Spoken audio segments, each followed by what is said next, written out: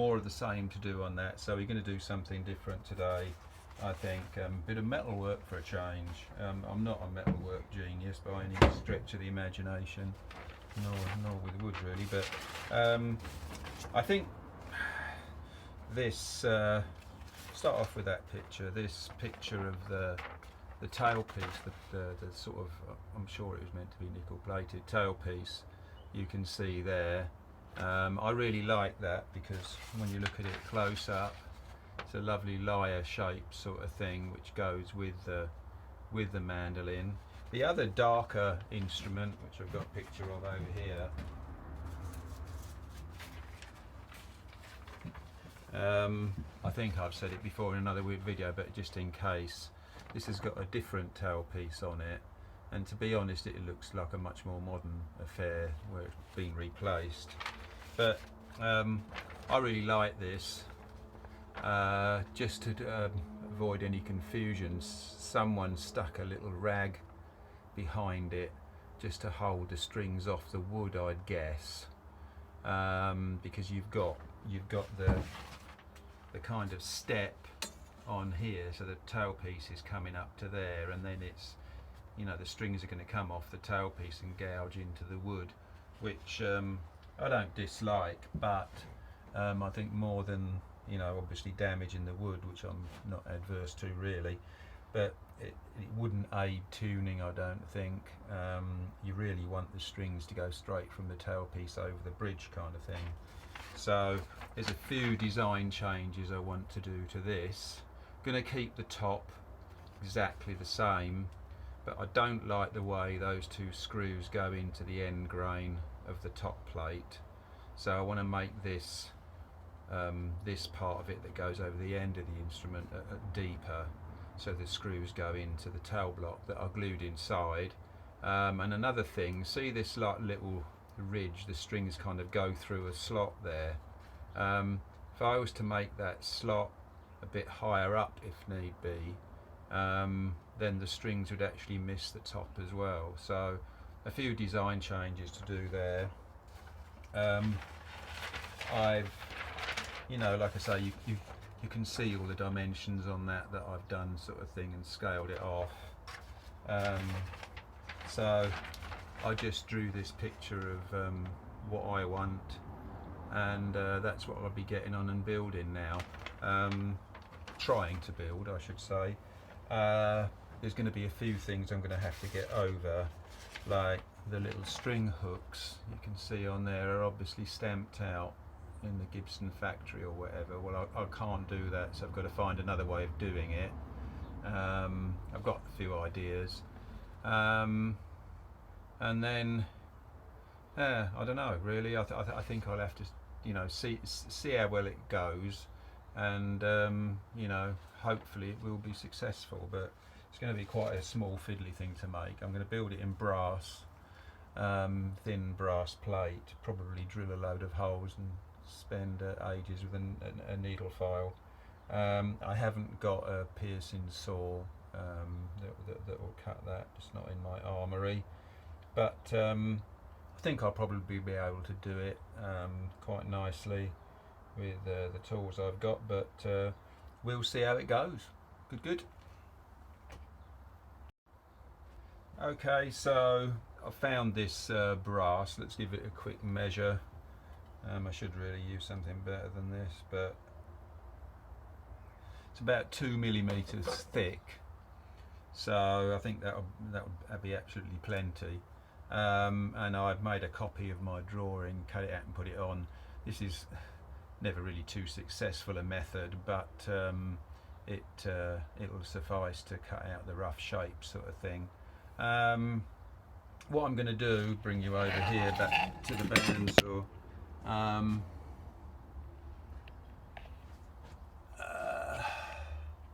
Yeah, I'm going to cut the thing roughly out on the bandsaw. If you're cutting metal on a bandsaw, it's not the ideal tool to do it with. So you need a blade with a very fine teeth on it, and this blade has got about 12 teeth per inch, and they're very small teeth. You can get away with cutting it, and brass is one of the easier metals to cut. The main problem you have with cutting metal on a bandsaw is the blade's going too fast, so will tend to get very hot. So you can use something like, say, WD-40 or something like that with a squirt on the metal now and then, but I think the best thing to do is just take it easy. So we'll start cutting this out and see how well it goes.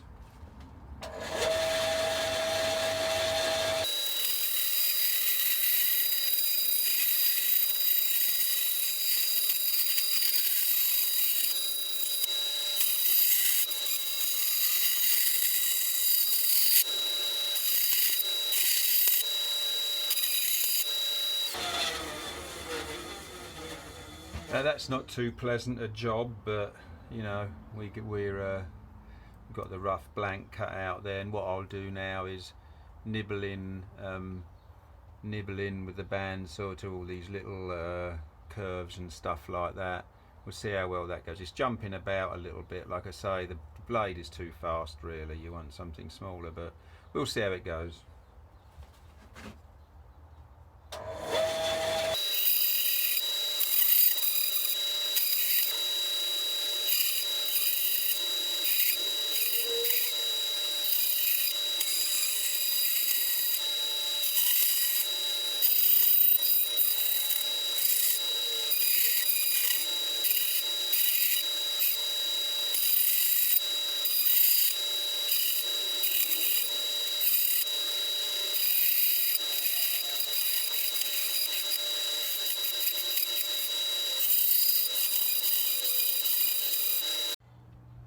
Well, I'll cut you off about halfway through that video because it was probably getting a bit boring, but here's, well, I know exactly how long it took, 9 minutes to get this cut very roughly out on the bandsaw.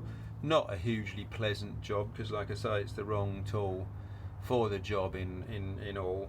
But I mean, I guess if you had like a piercing saw, you know, the sort of thing they use to cut out fancy inlays and things like that in mother of pearl, that would probably be a far better tool, but I haven't got one. Like I say, the bandsaw is definitely a bit rough and ready for that kind of thing, but it's got me within filing distance. So what I think I'll do now is I'll file the outside shape, especially around these lyre things, before cutting out the gaps in the middle, because I want the lyre arms to be as stiff as possible while filing them. So let's get on and do that.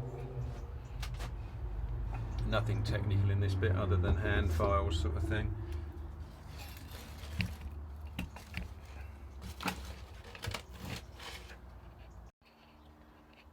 Well, the next stage, I guess, is cutting out the inside shape of the lyre arms. And to do this, I'm just going to drill holes in the corners kind of thing with the closest drill size I can, and then by hook or by crook try and cut it out sort of thing.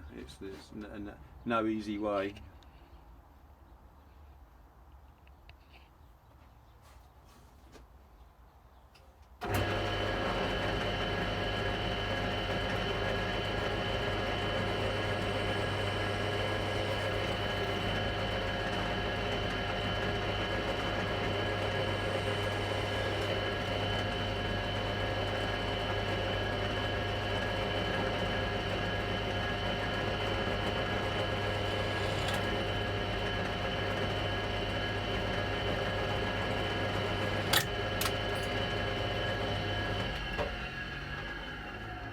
Drill wasn't very good, was it? Well, after drill breaking, I found a decent drill, so I've cut out holes on all the like apexes and things like that. And what I'll do now is I'll use a bigger drill and knock out some of the rest of the waste metal on there.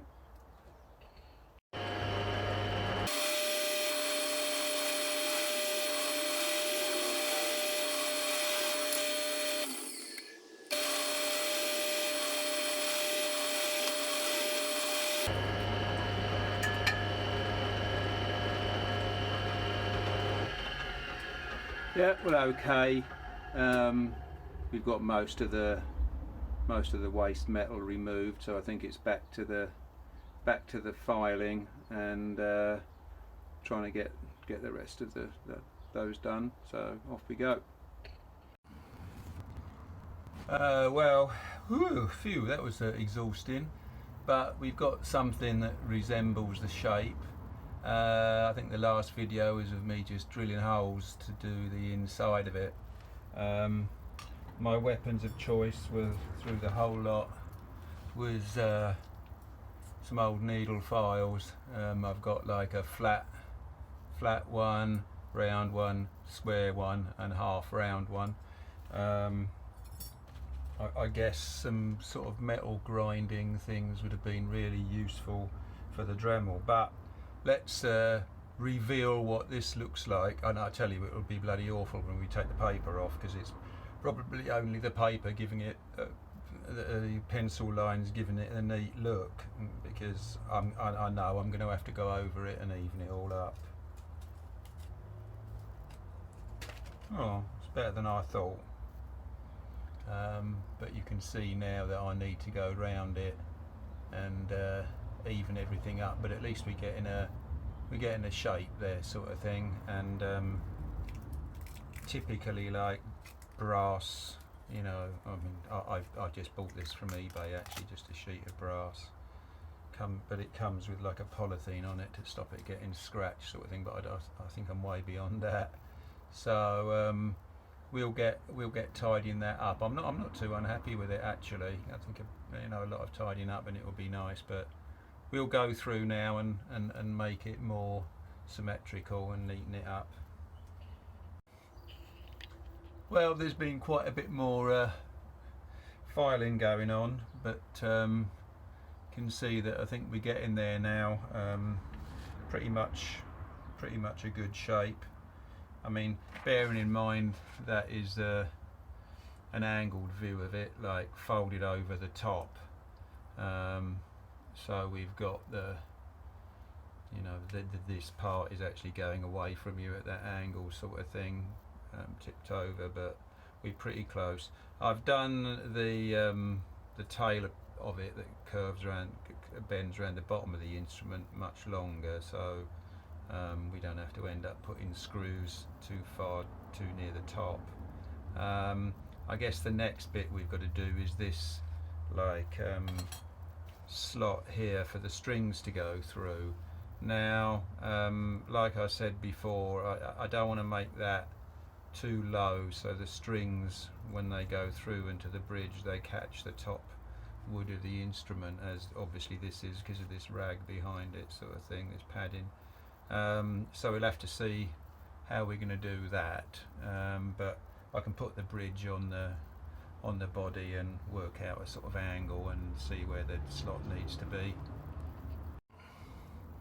Okay, so I've got the bridge in the right position there now. So at its lowest point down here, that will obviously be the angle of the strings to the back of the instrument. Now I can measure how high that slot has got to be from the bottom here. Just measure underneath the ruler here.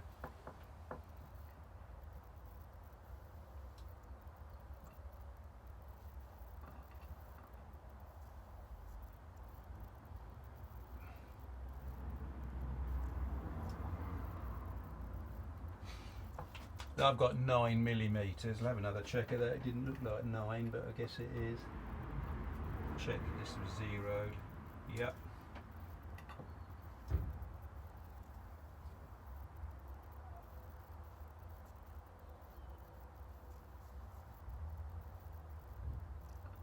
Yeah. Got 8.65mm. There, so if I make that 9mm, that'll be fine. So how can I do this? This obviously screws on the back here, so I guess I'll decide I'll decide at what height I want it, draw a line across, and then have to cut 9mm above that. What did I do with my pencil? Here we go.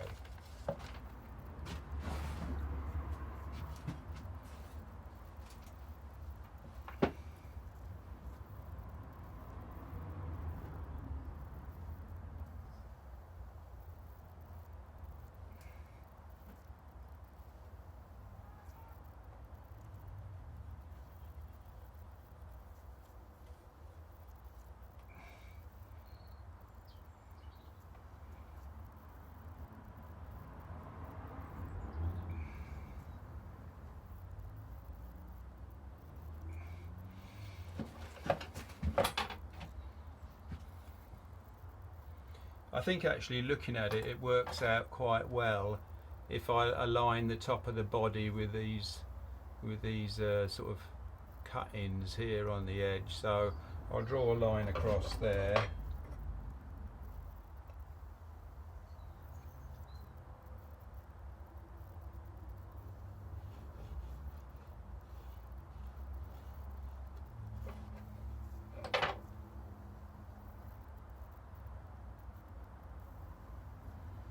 It actually looks as though it's going a bit downhill. Obviously, like my accuracy on filing is not that good.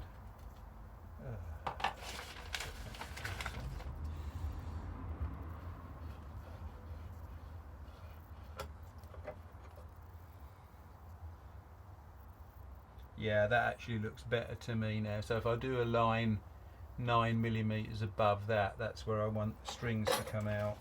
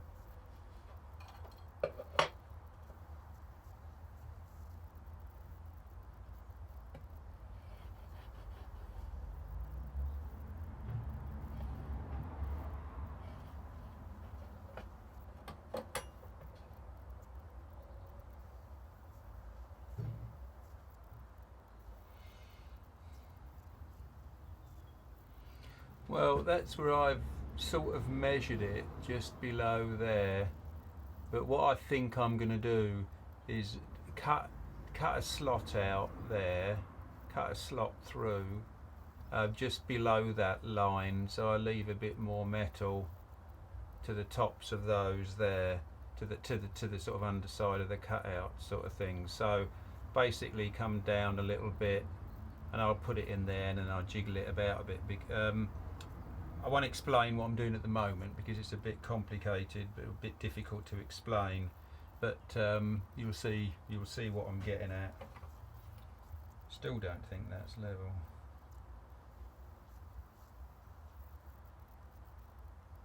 Looks good.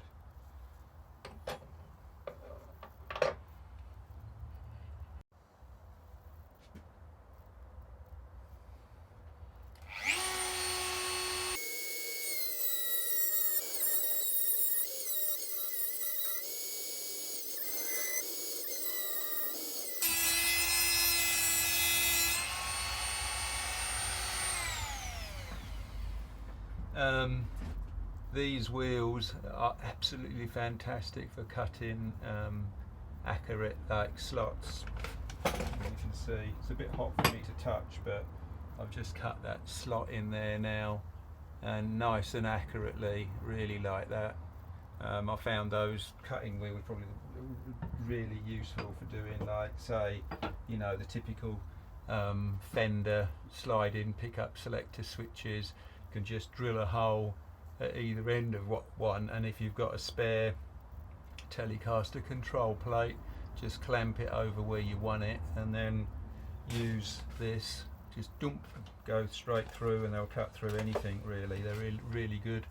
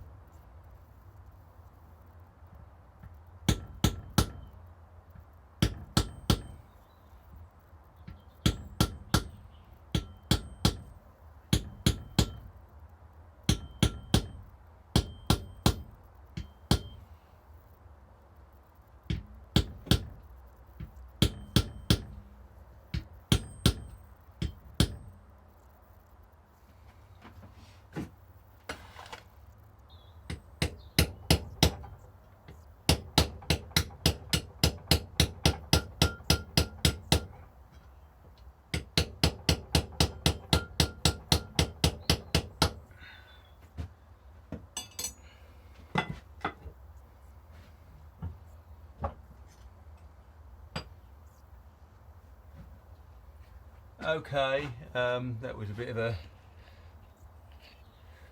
a non-description one there, but I've got the slot cut in the back of the tailpiece for the strings to go through now. And what I was doing there was I haven't cut that slot out. I just sliced the slot and then cut some down bits here and then bent that tag back.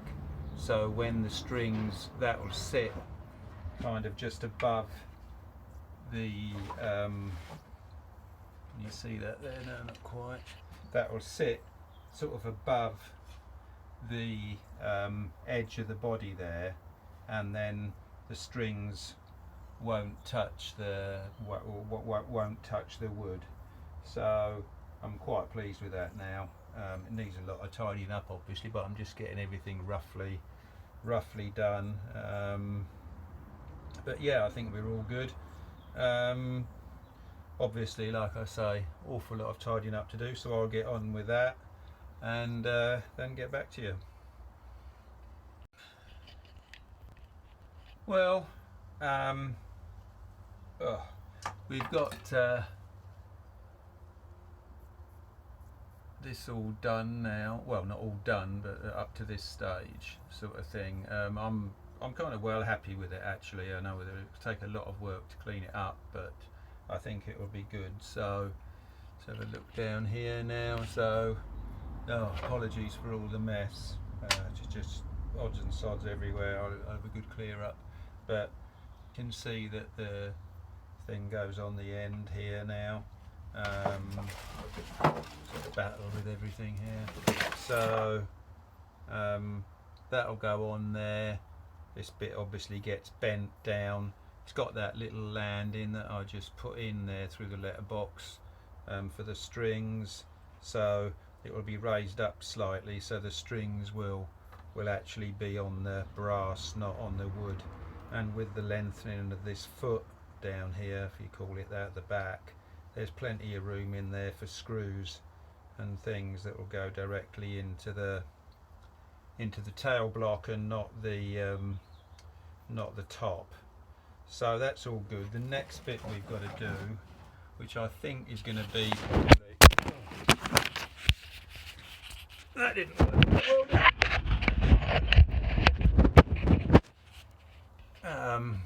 Which I think is going to probably be the most fiddly bit of this, is you can see these like string hooks on here. I suppose there's a number of ways I could do it.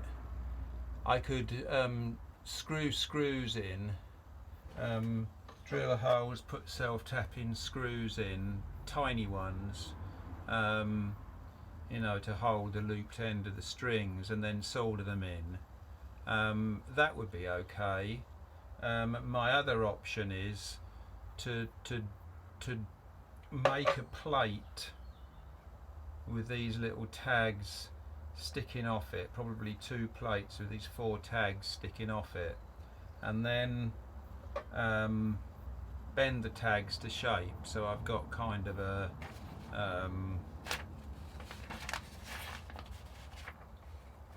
like say a plate like that with like 4 of these like little tags.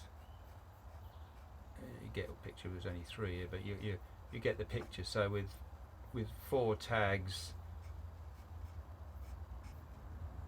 a bit difficult drawing here, but you get what I mean. Like a stepped thing.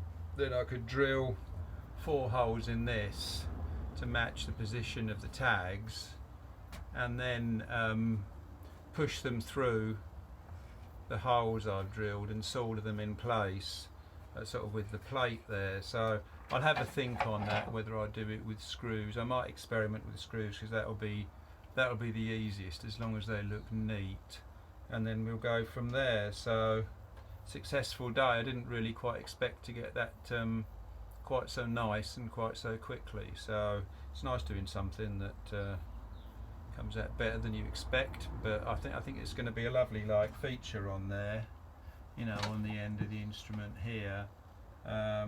nice to have something like the original, I think, so instead of buying something ready-made.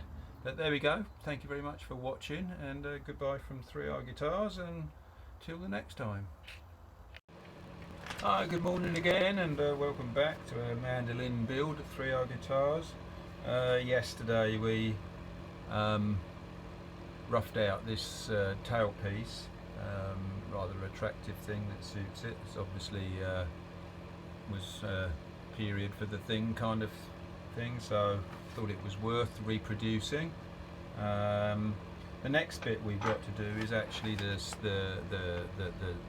string hooks on it that you obviously can't do. Well, I can't do it like the original, because I guess basically they are punched out and bent forward, and you need some kind of press to do that with a die that would punch the correct shape out, so I can't do that. So what I think I'm going to do, it's going to be a bit detailed, I guess, fiddly work, but I've marked the 8 positions for the string hooks, 2 rows of 4 that are offset by half, kind of thing. I guess these don't have to be, 100% accurate kind of thing, spacing, because the the spacing of the strings is done on the bridge kind of thing. But well, that's what we're starting off with. Now what I'll be doing, it's going to be difficult to explain. This is obviously too thin to really say drill a hole in and then solder a hook to it or something. I'm sure it would just after time break off, which would be a pain.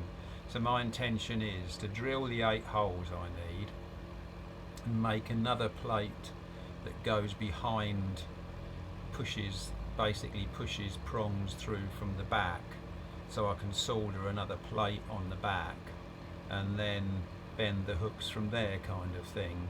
So there'll be plenty of strength. I mean, it'll become a bit more obvious when I do it, but the first job is I've marked the eight positions for the string hooks. Now I'll be drilling holes through them, and then we'll get to making a plate that solders on the back and with the hooks on it. So it will become more apparent as we get on. So I'm just going to drill some holes in this now. If you want to drill accurately centered holes, especially with small drills, center punch the position. Easy job, but makes it neat. You won't be struggling when you get in the drill.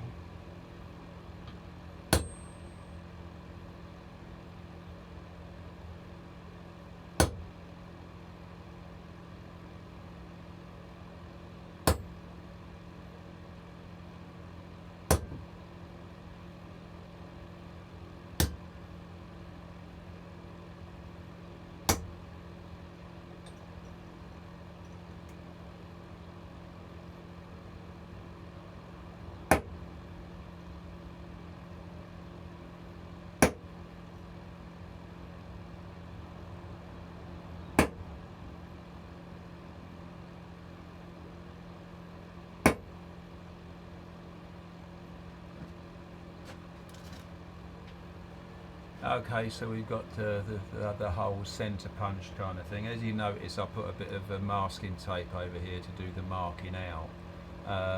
Much better way of doing it is with Engineer's Blue, which you can buy in spray cans. Just spray it and you can scribe directly on the metal, but I haven't got any of that, so a bit of masking tape will, in this case, will do the trick. But have to get some Engineer's Blue if I'm going to do more of this sort of thing. Let's get drilling some holes in this then. Here we go then, we've got the 8 holes drilled in there now for the hooks. So now I've got to manufacture some kind of plate that will go on the back with the hooks, so I can push them through the holes and bend them down. It's not going to be easy, I don't think, one of those like little fiddly things, but I'm sure we'll get there in the end. So let me do a bit of planning and then I'll get back to you. Hi there, well, success, but a little bit of a fiddle. So what I've done, I've drilled the 8 holes through there, and you can see that I've squared off the top corners of them, made them into a square, so they'd actually look like the original thing, sort of thing, you know, with a punched out what's it. Then I've made this little fiddly thing, but it works very well actually. I'm quite pleased. So you've got this, so you can basically, like, just, if I just push this through the back here, so now you've got some hooks coming through the front, and there's the back there, and I can solder that back in there and then bend these fronts down into a hook. I mean, this solder is not very strong, but all this is mechanical strength here, sort of thing anyway, so the solder will only be holding it in place. So now what I've got to do is make another one of these for the bottom row, and then we'll be all good with 8 little string hooks. So that's going to look great really. I'm really chuffed with that. So neat little thing. Yeah, so I'll get on and make the bottom row now. Another load of bloody filing, but hey ho. Well, here we are. There's the back side of it there with the two plates put in, and then on the front we've got the string hooks coming out there. So my next job is to solder those plates in. I'm gonna try with the soldering iron. I don't know whether that will be successful or not. It's quite a lot to heat up there, and I haven't really got a very big soldering iron, but I really don't want to use a flame on it. It gets, you know, you get bloody solder everywhere with as good as I am at soldering, sort of thing. But once we've got them soldered in, then we can we can bend the hooks over, sort of thing, so that will be complete then. So let's see how it goes with the soldering, and then we'll go from there.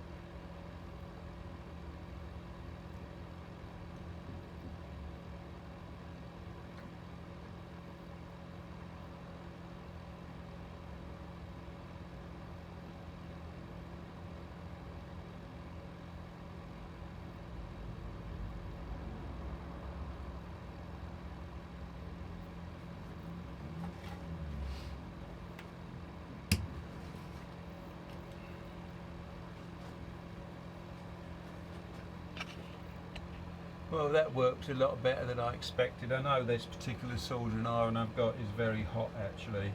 I use it for getting, you know, when people have welded a load of cables on the back of a potentiometer or something, and it's hot enough to get it off. But surprisingly nicely. I mean, I know I shouldn't be using the mandolin as a workbench, but a couple of things with soldering. You must clean everything really thoroughly, especially when using like electrical solder, because you don't use an additional flux kind of thing. Flux is the stuff that cleans it, but electrical solder has the flux actually in the solder. You know, what I tend to do is, you know, whack the soldering iron on there kind of thing, but you need a little dab of solder on the soldering iron to transfer the heat to it, from the soldering iron to the metal. And then when you want to like actually do the joint, dab the solder on the metal, and if the metal's hot enough, then it'll melt and fuse together. So we've got quite a neat job now. You can see I've soldered in all of the holes kind of thing, and like I'm certainly had no intention of the soldering taking any of the strain of the strings, and like you can see on the back we've got those plates there that are doing the mechanical holding. The solder's really there just to keep it, you know, from wobbling kind of thing.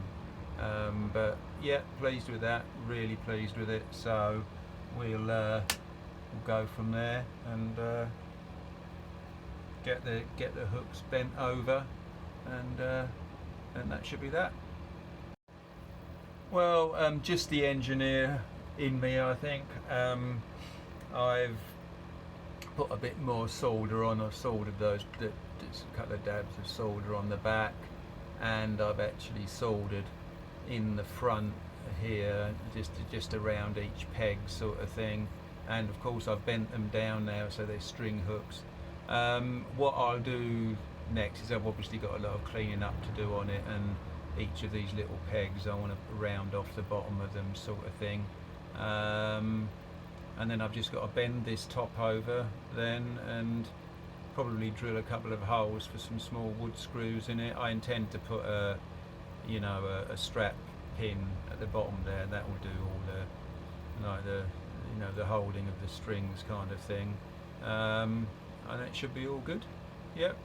So that's actually it's quite pleasant doing stuff like that. I mean, I've never made anything like that before, but you know, that's what floats my boat kind of thing. If I think, oh yeah, I'll have a go at making something like that, and you know, this has come out fairly well, I think, and will really, I think, just be that bit of detail on the instrument that will make it look like, ooh, where did you get that from, kind of thing, you know what I mean? So I'm pleased with it, and it will serve its purpose, and there we go. So there's the original, there's mine. I've actually got a nickel plating kit kind of thing, just one of those cheapos off eBay, you know, that was about 10 quid or something.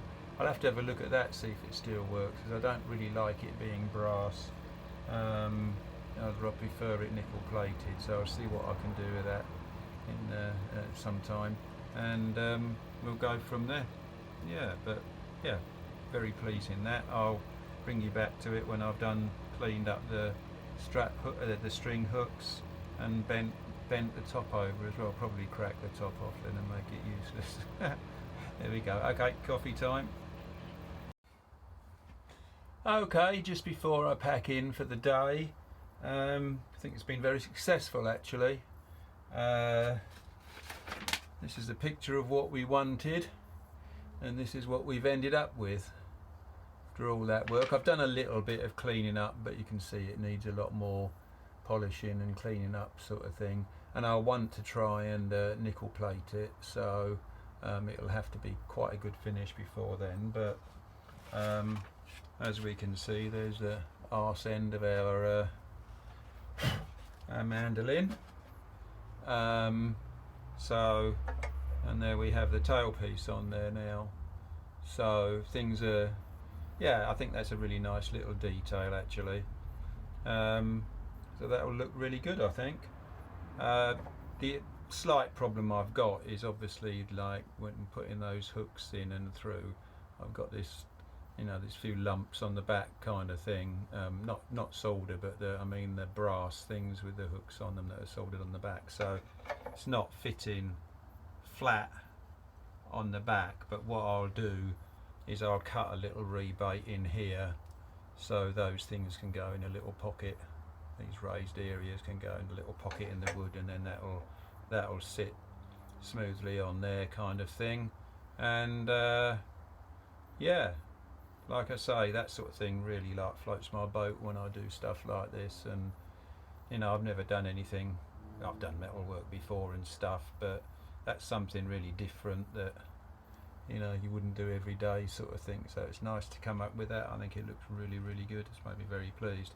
So there we go, another day in the workshop again. And yeah, we're kind of getting there slowly, aren't we? So unfortunately it'll be back to sanding tomorrow, so well, whenever. But yeah, so I'll see you all soon. Thank you very much for watching.